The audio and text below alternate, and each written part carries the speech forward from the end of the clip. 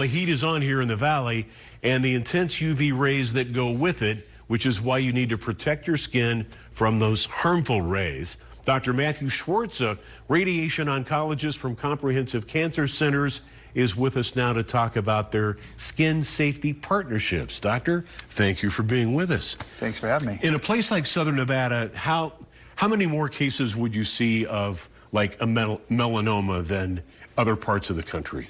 Well, it's interesting. Skin cancer is the #1 most common cancer that exists. And in Southern Nevada, we see it more than most places, obviously, because people are out in the sun enjoying the beautiful weather, and you got to be smart out there. Kind of goes with the territory. Yeah. Now, other than melanoma, what other kinds of skin cancers are there? Melanoma is the one that gets all the attention because of its lethality. Sure, melanoma is the scariest one, but there's also something called basal cell skin cancer and squamous cell skin cancer, which are way more common than melanoma, and they can still be pretty significant for patients. So we need to guard against all those types of skin cancer, and the best way to do that is to limit your sun exposure with sunblock or with clothing.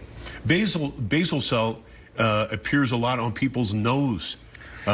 Because it's exposed to the sun all the time. Yeah, you see it like anywhere on your face, your nose, your ears, your arms, your hands. It kind of makes sense. Those are places where you get more sun exposure. But as I understand it, it's a more slow-growing type cancer than what you would see with a melanoma. It usually is, and that's why the importance of screening is so important, because if it's caught early, it's highly curable without the surgery or radiation. Let's go through the symptoms of melanoma because it's so dangerous.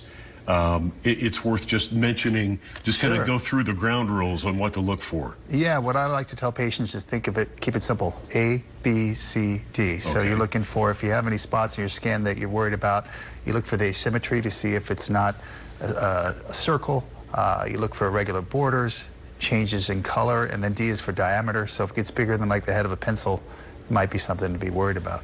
Yeah, and it tends to grow a little, like what looks like a mole one day, a month later is like, wow. Could be, yeah, absolutely. So what are you guys doing now to kind of raise awareness and form these partnerships to, to help fight back?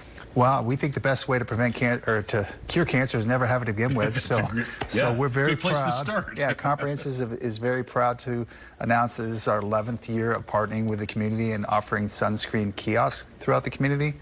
We have over 100 free sunscreen kiosks throughout the valley.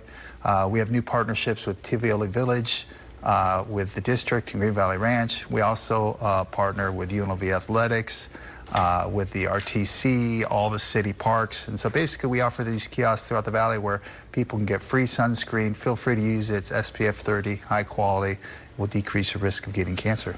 On the subject, since you brought up the quality of sunscreen, a good sunscreen should, in theory, be able to stay effective after you've been in the pool for a little bit, should it not? Yes, but however, what it may say on the bottle may not be what actually happens. And that's why I wanted you got to remember to reapply every couple hours, especially after you've been in the pool. Yeah.